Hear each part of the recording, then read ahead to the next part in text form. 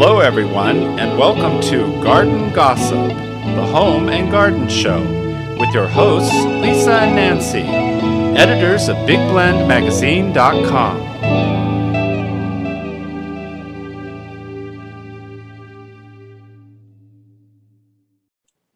Hey everybody, welcome to Big Blend Radio's Garden Gossip Show. We love garden gossip, and today we welcome back world traveler and travel writer Debbie Stone, the Fire Monkey. She's going to talk about her adventures in the Chicago Botanic Garden, and she has been there a lot of times, and we're very excited to talk about this. You know, Nancy and I have been exploring botanical gardens across America, but we have not gone to Chicago yet. And now we really want to go. Her article about it is up on blendradioandtv.com. Just go to the website, type in Chicago Garden, you'll find it. It'll also be in the upcoming issue of Garden Gossip magazine that does really showcase gardens across America. So the website for the garden is chicagobotanic.org. But welcome back, Debbie. How are you doing? Oh, I'm doing well, thank you. And yes, Chicago is my hood, so to speak. I was born and raised in the city and around the city, and you have never been, and you must go. You know what? We got close when we were going to Madison, Wisconsin. Oh, that's right. We kept going past signs, and then there's just certain areas we've driven, and we're like, it's just there. And I'm kind of scared to go to Chicago without someone. It's like Washington, D.C. I'm kind of nervous. In New York City. Those are the three places. I feel like someone needs to be there to hold our hands. So, Debbie, will you hold our hands when we go to Chicago? Oh my gosh, I will be your guide extraordinaire. Since, oh my God, let's do it. I know the city. Yeah, I know the city quite well, and that garden, the Chicago Botanic Garden. Although people think it's in Chicago, it's actually in a suburb of Chicago in Glencoe, Illinois. And I was, I was born and raised in Chicago, and then later in my youth moved to the suburb of Highland Park, Illinois, which is right next to Glencoe and actually about 5 minutes from the Botanic Garden. And so the Botanic Garden was actually opened in the early 70s, I think 72 actually, but when I was living there, and I would go over there with my parents, and the garden was just in its infancy basically, and then it was really cool to see it every time when I left that area. It was so much fun to come back and then see how the plants had matured and how it was becoming this world-class destination. And it is one of the top, gardens. It's incredible. And as I said in my story, it doesn't really mean you have to go in a season where you think flowers are going to bloom. Of course, it's beautiful then, but I think it's beautiful all year round. Awesome. I think it's so cool that you've also been there, so many times throughout your childhood and your life. And you talk about, going with your parents and your dad, taking photos there. And as I was reading this, I was like, is this where the Fire Monkey got her start of travel writing, photography, curiosity? Because like you even talk about, did this bloom? That's the thing about having a garden. You walk the garden every day, like normal, I think, when you're planting and growing things, there's a 3-day trip, the 3 trip around the garden, morning, noon, and night. You want to see what's going on. Is it blooming? Who's eating what? You know what I mean? So a botanical garden that's in your backyard, that's that way, but your dad taking photos, is that something that you think shaped you with what you do now? I think it was a great part of that. I also think my mom, who had this incredible, insatiable curiosity about places, people, cultures, whatever, and would take us all around, and we did what we could. We didn't have an enormous, a lot of funds or anything, but we went to lots of places. She loved history. She loved nature. So it was national parks and historical sites, and they both loved gardens, and they loved flowers, and they loved all of that. And so for them, it was just like this amazing, enchanting place that they had right at their fingertips. And when you're younger and you're going with your parents somewhere, and you're sometimes like, oh, we have to go there again.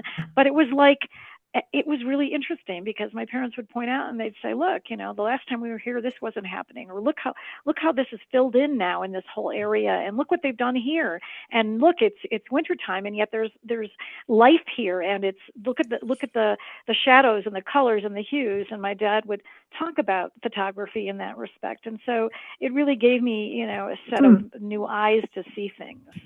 I love that That's because awesome. that is the thing about being up in the Midwest that changed I mean, Nancy, I know you didn't get out in the snow as much as me. You're like, no, I'll give you a toddy. I'll make you toddies so you can pick up snow or shovel snow and ice. But when we were in Madison, Wisconsin over the winter, I've talked with you and Yeah. did interviews while we were there. And I'm like, what the hell is this? This is some coldness. But Yeah. we did go to Frederick Meyer Gardens up in Grand Rapids. And they took us Oh on a yeah. tram around just like you did, and we were Mm. so lucky our Mhm. guide was actually a, retired journalist from the local newspaper and actually did go Oh, to nice. was actually a newspaper journalist in Chicago too, not just and it was, like, fascinating. I'm like, "Dude, I wanna know the scandal of Chicago. You got the mafia, you got all this stuff. What?" You know? Yeah. So, he was really cool, took us around, but I was like, "How are you doing this in the winter?" Little did I know that we were gonna experience the winter later. But they were like, "No, the gardens are these become this architectural beauty, and it is something to come to." They had sculptures and everything. So people will go there in the winter, and that's what I'm going. Chicago is known for, like, crazy snow. I mean, even your Christmas. I mean, I remember having a black and white photo book of Chicago Christmas like no other place. Like this was such a big deal. So when we talk about, a botanic garden and that it's a year-round thing, please tell me just like what are you It's seeing in winter? Like, well, first of all, I think when anything covers snow, it's really magical. I think it's very mhm. Mm. beautiful, and if you're dressed appropriately, you can really enjoy a walk, an invigorating walk around, and see that there is still color and there's still There texture. I mean, is. there's still things growing, and there's still things that are thriving in the winter. That of course, it's a whole totally different scene, but that's what's so unique about it. And of course, you've gone in the fall and Midwest, you have all the colors and the autumn colors and the Huge. foliage, and then in spring it's like the rebirth again, and everything's starting to come up, and the tulips are just like incredible, and the daffodils, and then the summer, and the rose garden, and just everything. But because of this place is done so well, it's landscaped so beautifully. It's got, I think it's on what I said was almost 400 acres, 385 acres.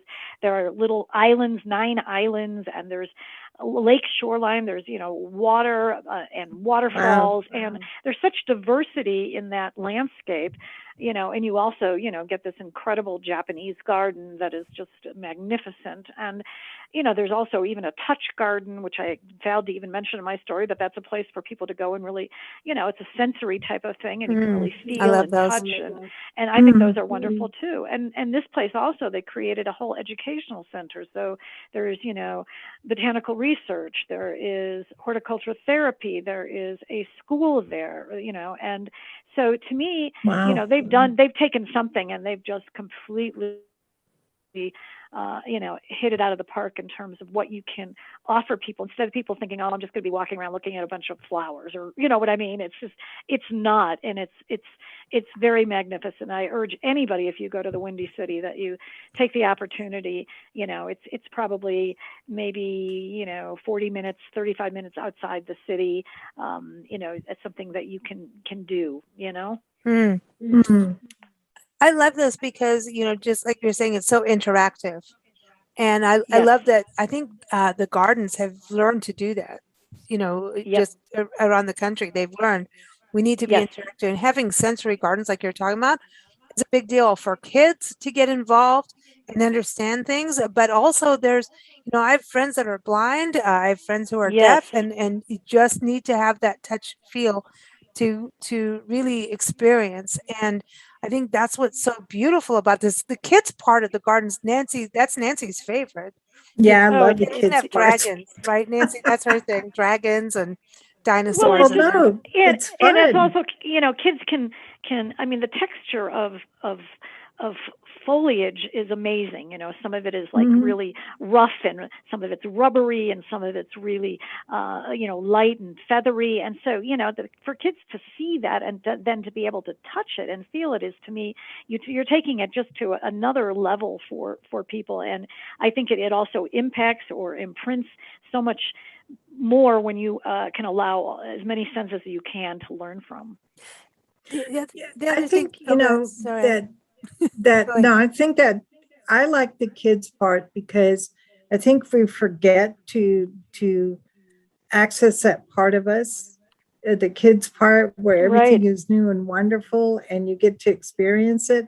And I think when if we get too discerning as adults, like you could be judgmental, a little too judgmental. So I like to go into kid mode and just go, hey, let's just go have some fun. And what you learn is what you learn. Yeah. As opposed to, Absolutely. yeah, I like that. I like the kids part.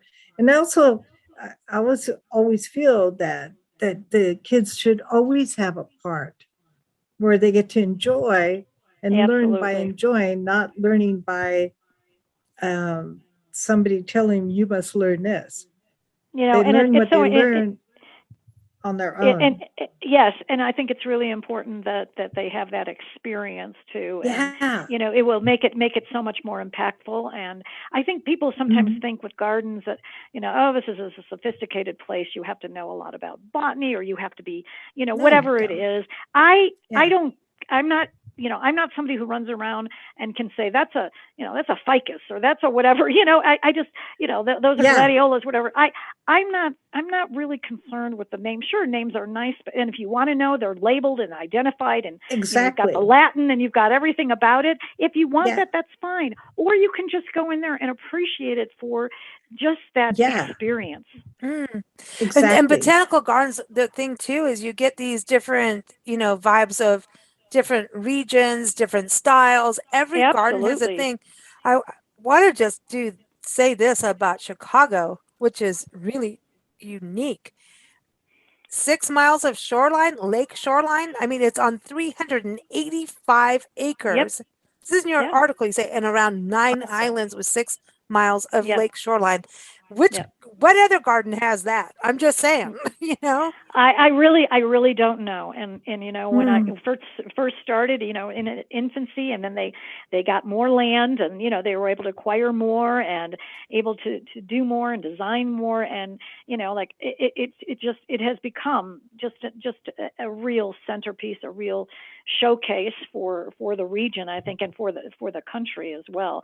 But in this when you mentioned getting back to the tram, you took this great kind of a tram tour. That's what I do suggest, if people would like to see an overview, once again, to do Mm. something like this tram tour. It gives you a nice sense of the place. Although in my mind, of course, getting out and walking through the garden is I think optimal. But if mm, you can't, or you don't want to, or you just want that kind of, the tram tour is a great one. You get these guides that are knowledgeable. They talk to you about things. They give you some fun trivia, and then you can go back to certain areas afterwards and say, well, I really thought that looked intriguing. I really wanted to Mm. explore that further. So it is a way for people who maybe want to kind of get an introduction in this way. I love the tram tour that we did in the Frederick Yeah. Meyer because it let us Mm. know like where we wanted to really focus, like you were saying, and where and the fun facts you aren't going to get them in this. I You love are those. walking with a guide. It's like Right. we were talking with you earlier on another segment about your trip in Seattle where you went to Pike Place Market, and you've been there a gazillion times and went on a tour with the Seattle Tour Company and show Seattle, and that's a whole different thing. You get these insights and um, things that you're not going to know unless you have someone with you. And it's more, I think there's something about when someone's giving you the information, not talking at you, but they're giving you this information and it becomes like a kind of conversation. Like you're like, oh, wow, this is cool.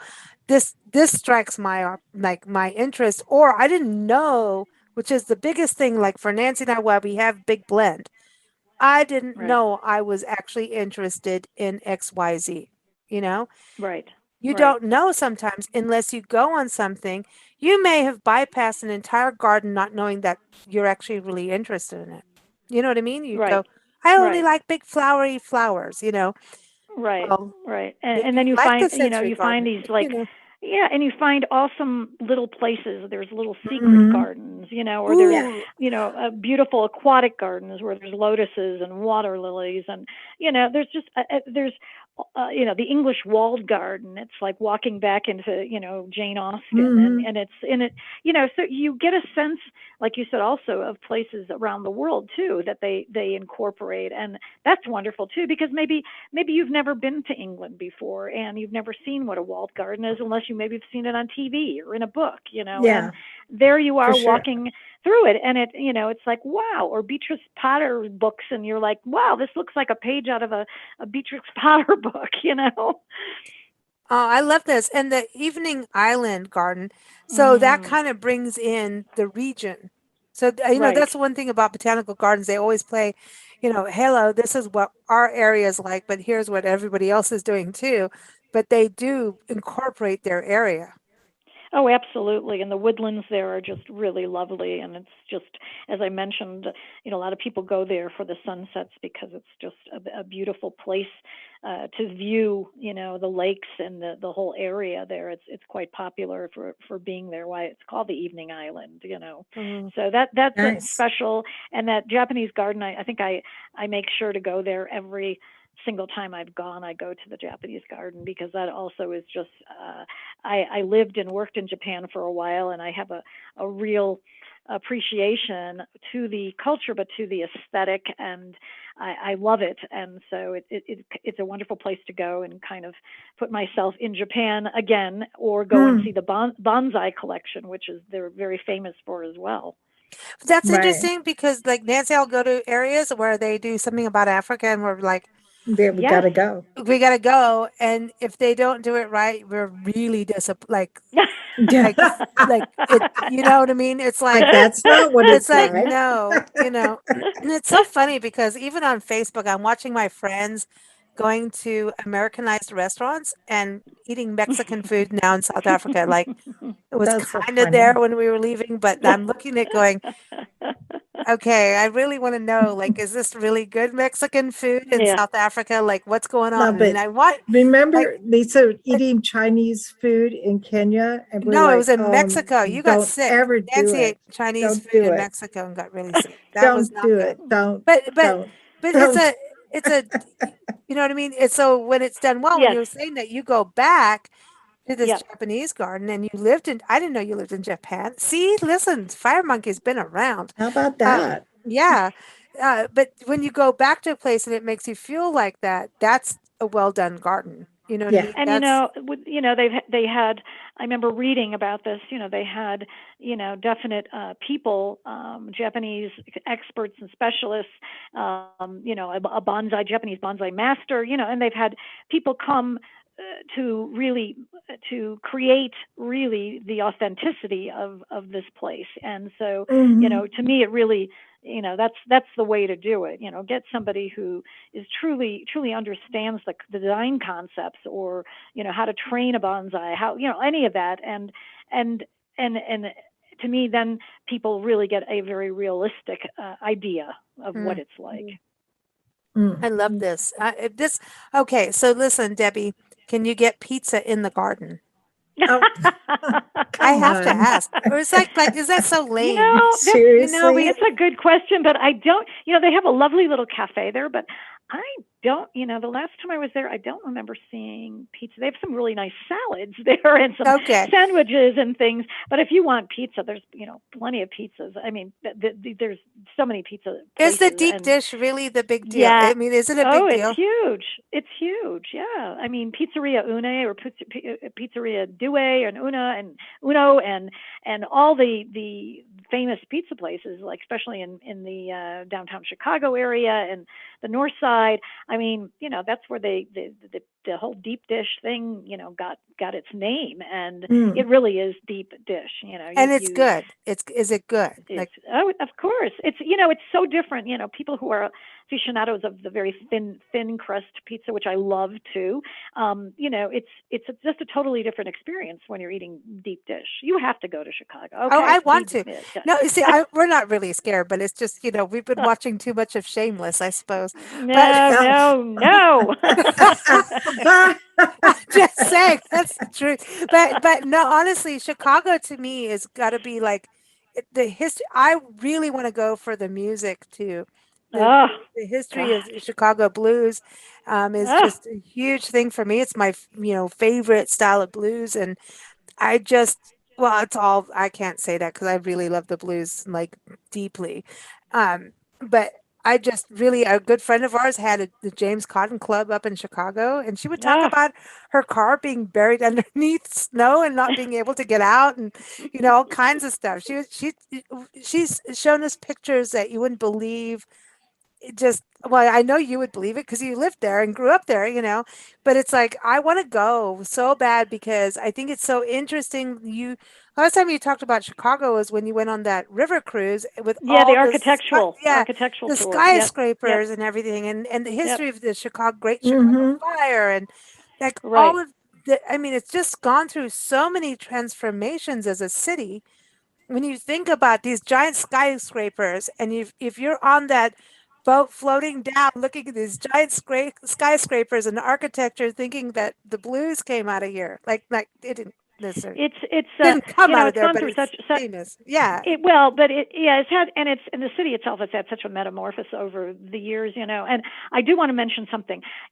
When I was growing up, yes, the snow was pretty intense and insane, but over the years, that snow, that reputation has kind of dissipated in terms of snow. Yes, it can be a windy city. That's where it got its reputation, but the snow itself, like I know in the past couple of years, the snow has not been as bad at all. If you want real snow, you're going to be in Minnesota and, North Dakota and, somewhere on the East Coast, but or, Montana or whatever. But Chicago has gotten, over the years, it is less snow than it used to. I mean, I do remember, being buried, so to speak, cars under, in snow, and it being, horrendous. But it's gotten better.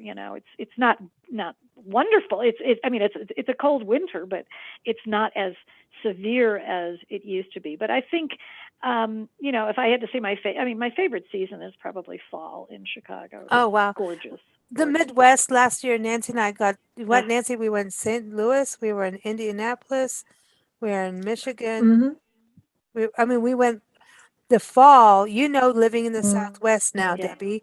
Uh, I mean, you yes. got Santa Fe's beautiful too in the fall, like that area is Yes. beautiful, but we experienced real fall last year. Like real, Yeah. like we just sat Yep. on a bench and we couldn't move, like looking Yeah. at the fall leaves falling, like It's couldn't move. insane. We were I know. comatose. It It's was insane. it Yeah. Well, it's so different from the West, Yes.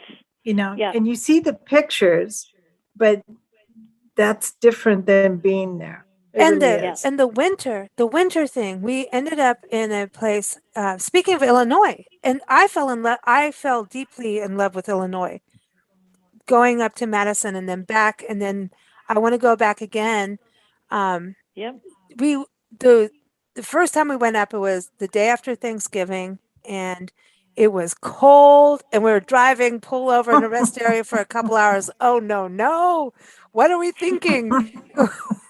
Oh, yeah. Oh my God, this is some real cold. This isn't like the Yeah. Southwest cold. This is real. And No. then it got real, and it got real and real This and is real and real. big cold. But it was beautiful. There was a magic. And then when we left, we drove from Madison down at late at night. We left really late, and there was like this snow fog storm coming through, and we drove through it. And we No. went through this tiny town. I don't know where it was. Don't I can't. All I know is I got gas, and it was snowing, and there was like, it was just a whole. Listen, this is a different experience. All I know is it's just different if you are a Southwest person. And Oh, without eh, a doubt, it's more. yeah, There's more of a moisture cold there, so it really gets in your bones a little bit but it more was than any of Yeah. pretty. the drier. And when Yeah. you drive through the town, this is Mm, after Christmas and everything, these towns are lit up and you are Yeah. driving through this fairyland. Like it's Yeah. magical. mhm. I was starstruck. Magical. As we're driving, I'm like, this is like you're driving. I know there's Christmas lights and Yep. everything, but this is a whole different level of magic. And I Yep. was wide-eyed like a Mhm. kid again, driving through all this snow, but this magic and this beauty. And I'm like, these people are just they're taking each season and going 100% into it and making the absolute most and enjoying every part of it as best they can. Like Oh, because without I a know doubt. I watched people get up at 4 in the morning and defrost their cars and went, oh Uh huh. my God, Mhm. I'm sorry. Yep. But Yeah. then I see this other side of just hearty, like, we're going to embrace this. And then Well, we, you have to be if you're living there. You know what I mean? You have to be able to, be hardy, I think, and you're going to be Mhm. shoveling snow or doing whatever it is. But I do want to say about the Midwest. I mean, I might be biased and partial, but I do believe, and I have traveled all over the country and lived all over the country. I do think the people there it's the heartland. I do believe that the yeah, people there are Mhm. so nice, very nice Mm. people. really nice. Yes. And spring, Mhm. by the way, we got to go to Madison in spring. So we Uh, sat and understood So why we had to you have know that what? snow. yes, yes, What it is, this is what I think about the Midwest. They don't have, like, if you go to the East Coast or the West Coast, there's this one upmanship. right. Like, I have to outdo you. Like, you plant a tree, I'm going to plant two. That that doesn't seem to happen in the Midwest. I think there's more of a sense of, I don't know, there's a true sense of, I don't know, I guess maybe community roots. It's I don't hardiness. know what it Yeah, is, but it's like I help each mean, other as opposed to yes, outdo each other. yeah, Yeah, help that very community, and people are just they're nice and they're friendly, and I don't know. I sense that. I was back in yeah. the Chicago and then Springfield area just fairly recently, and I went, we were down in Springfield. Just like everybody was just so friendly. It was Everyone was like, really Yeah, nice to us. yeah. Everyone. I mean, even the postman. I had a long, long conversation with the postman about where he's like, "This is the brewery you want to go to." I'm like, yeah, "Great, yeah, this is yep, how it is." But I want to say, on our way out, we went through Illinois. We went through a national wildlife crab tree or something, crab tree lake or something. Crabtree Orchard. Orchard, yeah. The Yes. amazing bird, the birding. If you're into bird watching, yeah, yes, Illinois Yeah. is insane. I couldn't believe we saw seagulls. I mean, pelicans, and it was winter. I'm like, what's going on here? And then also, when we were in Illinois, we in winter, and there's a whole different snow color. I mean, we did a whole radio show with artist Victoria Chick on lighting because she's in New Mexico, and we she's talked about artists. This with being a docent at Georgia O'Keeffe right, Gallery and Museum in Santa Fe. There's this whole lighting that all the artists flock to in the right, Southwest, right, but Hmm. there's also people that are into the lighting of the Midwest, which I didn't really yep, get until going through it and going, oh my God, there's this whole other lighting with there's this blue. Hmm. I've never experienced it, and so I'm just gonna say I was always scared of the snow of the Midwest, but don't be afraid. It is magical and it's hardcore. Drink toddies if you can or want to, but or tea, whatever. But get some hot fluid in you, soup, whatever, cheese. I don't know, but get into it. Jeez. Melted cheese. I don't know. Okay. We were in Wisconsin. Go do your thing, but get warm and be worth it. But we went through and we saw a botanical garden and it was winter. You're going to think right, mid-January. Turned over, it was right, Champagne Lakes near Champagne Forest or something. And it was this forest and this botanical garden with a red bridge over water and this little water yeah, fountain. And they had a wooden covered It's bridge, like a amazing. covered bridge right there. yeah, And I, I it was like a storybook. I'm sorry, but I yeah. love your state. Yeah. No, it's I think it's truly special. I mean, a lot of people kind of discount it, but they think the only place to see is Chicago, for example. But you know what? I think Illinois and kind of rural Illinois, or down south in Illinois, wherever it is, but it's there's a real different quality and feel to it. And you're right about, I mean, they have a lot of nature reserves there. They're big on nature reserves. And so if you are into birding, that's like a really good place to go, Wow. We're pretty much finding that out whatever state we go, that there's so much to offer. And the critiques of different states, whatever, good for you. But there's so much more to offer than to be down on any particular state for any reason. Right. Every state has something. It really does. I mean, more than something. There's so much. You could spend years in one state alone. You really could. You can, and they each have their own distinct qualities, and there's wonderful places and people and food and history and nature, and it's all distinct for that particular state. But I do think some states, people go, why would you want to go there, or why would you want to, that kind of thing, and it's my gosh, go there and you would be shocked. Like when I went to Nebraska, I was like, I didn't know much about Nebraska. I love Nebraska. There I am in Nebraska, and I'm like, oh my gosh, this is so cool. Well, we thought of you. We drove through Nebraska, and we drove through some of the areas you went. I saw signs for all the articles like this. I was like, oh, that's what Debbie wrote about. We talked about it with. I'm like, oh my gosh, but it's so beautiful. And I'm going, what? I don't want to hear anything from anybody about anything on that kind of like negative level, because every place has something. It really does. Actually. Right. When somebody says, like, why would you want to go there? We're like, okay, now we're going for sure. Let's go. Yeah. Exactly. It definitely makes it more intriguing, because you're like, there is a reason to go, Okay, so I'm gonna find it, Fire Monkey, exactly. Tour guide for Chicago. Absolutely. Yeah. Absolutely. Oh, that'd be so much fun. That would be so cool. Like, seriously, because I've always like, okay, but cities, they are scary if you're kind of like, I'm a country driving girl, and then the city, I'll drive a city, I'll do it, and but drive a city, park though, and wherever you stay, and then take some public transportation or whatever it is, it's or really get out of your car and walk. It's that's the best way. There's not. Yeah, don't let the big city turn you off, because also big cities are made up of wonderful small neighborhoods. I agree. I love that.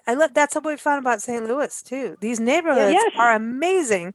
Yes, they're so fascinating. Unbelievable. A lot of ethnic districts in places, and just a lot of history in areas, and architecture is different in different areas. But neighborhoods. If you look at a city, it's comprised of all these small neighborhoods. Well, you don't think of it as a big city. Think of it as just these are all the small neighborhoods in this city. Right. I love it. I love it. But let's go have pizza and wine in Chicago and go to the garden. I want to go to the garden with you, because you've covered some amazing gardens on our show. Singapore, Kirstenbosch in South Africa. Bainbridge, you were up in Bainbridge the last time. Blowdell, yeah. So, I mean, you've done some amazing gardens. So I think our next meeting with you, last time we met, the first time we met you, was at Georgia O'Keeffe in Santa Fe. So the next one should be at the Chicago Garden. And I'll bring some wine in the backpack. No one needs to know. But we'll go have pizza. No one needs to know. Okay? You just said it on the air. I know. Good. I know. I'm just saying. I'm kidding. I'm joking. We wouldn't do anything like that. Right. But we'll have pizza afterwards. Okay. Without a doubt. Yes. And so I think the next time we're talking to you, we're going to be talking more about Chicago Illinois. Yeah, we're going to be. I think I'm going to chat with you about Springfield. So yes, history and about a lot about Land of Lincoln. Abraham Lincoln. So our friend Glenn Burrows from Norfolk Tours. The sister city. Well, not sister city, but Abraham Lincoln's heritage is in his town. So how interesting. I'm just saying. Ooh. Now I see that connection. What a neat connection. I like it. It's going to happen. All right. Well, you take care, and we'll talk soon. All right, sounds good. Travel safe, ladies. Thank you. You too, You everyone. too. Again, Take Debbie's care. Chicago Botanic Garden article is up on blendradioandtv.com. It'll be up in the upcoming issue of Garden Gossip magazine. Keep up with us at bigblendradio.com. But the most important thing is go to the botanical garden. Go to chicagobotanic.org. That is their website. Thank you, Fire Monkey. Thank you, everyone, for joining us.